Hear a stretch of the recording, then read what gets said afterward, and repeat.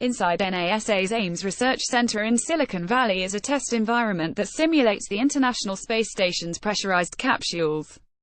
Here, aerospace engineers test the new Astro-B intravehicular activity EVA robots, which will be heading to the ISS in the spring. These robots are 1 by 1 foot cubes, with an array of LED communication lights. They can function autonomously or be remotely controlled from Houston. While on the ISS, Astro-Bs will carry out routine maintenance tasks, like checking inventory with an RFID scanner and using a sensor array to record air quality levels, CO2, and radiation. Their HD cameras will also function as the eyes and ears for ground control. Right now, astronauts have to wield camcorders up there to show Houston what's going on. This is a return visit to NASA Ames for PC Mag.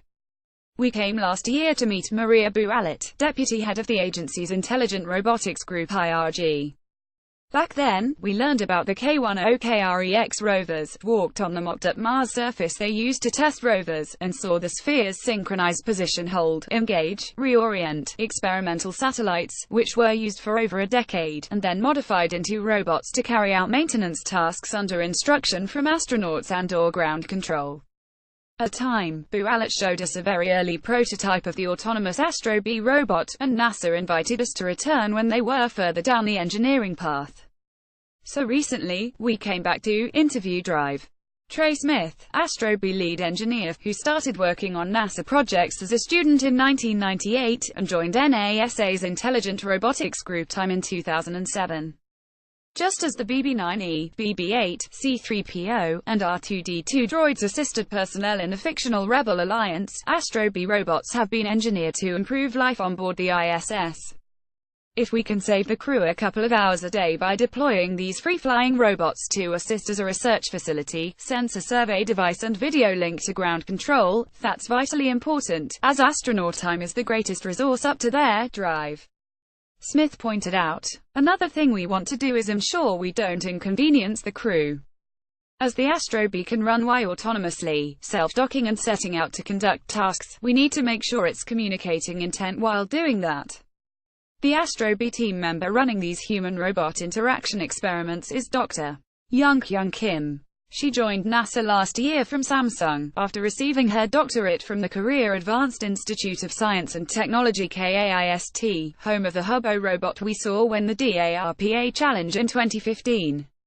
As our resident HRI expert, SHE's been testing different combinations of the LED lights and laser pointer functionality, to see which works best, confirmed Dr. Smith. When it comes to audio, we'd like to keep that limited to avoid bothering the crew. The main signal we're working on now is one for entering the hatchway, maybe a bicycle bell or something similar.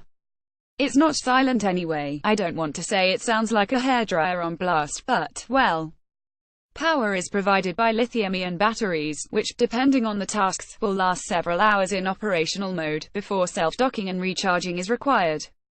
The Astro-B's computational systems are in a triple processing layer, utilizing Android for high-level operations and Linux for the rest.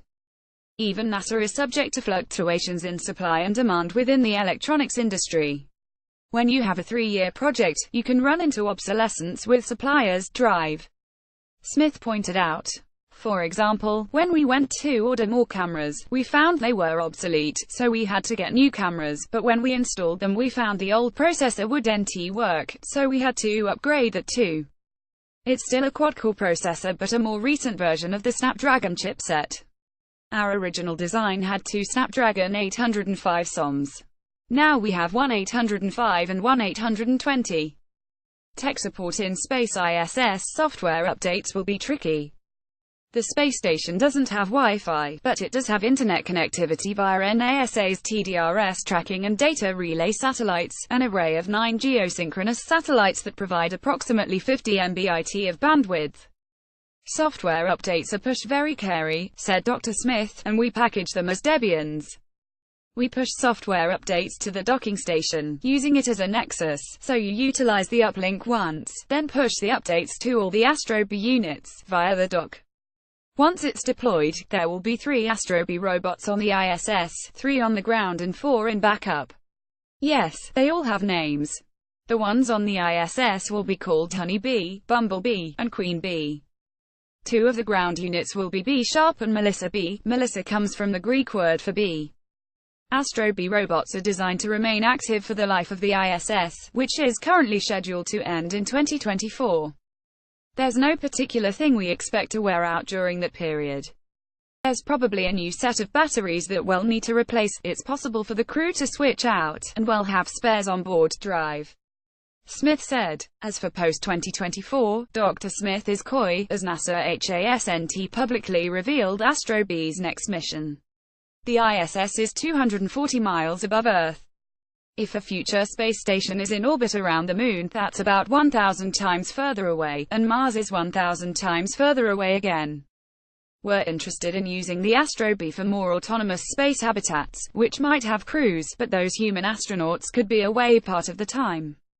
So we'd want to find a way to handle these dormant periods with robotic assistance, namely future iterations of free flyers like Astro B and dexterous manipulators like R2.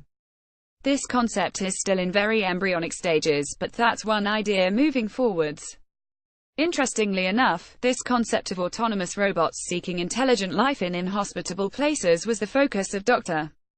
Smith's PhD. One of the most profound questions we can ask is, are we alone in the universe? That's the fundamental principle behind astrobiology, said Dr. Smith.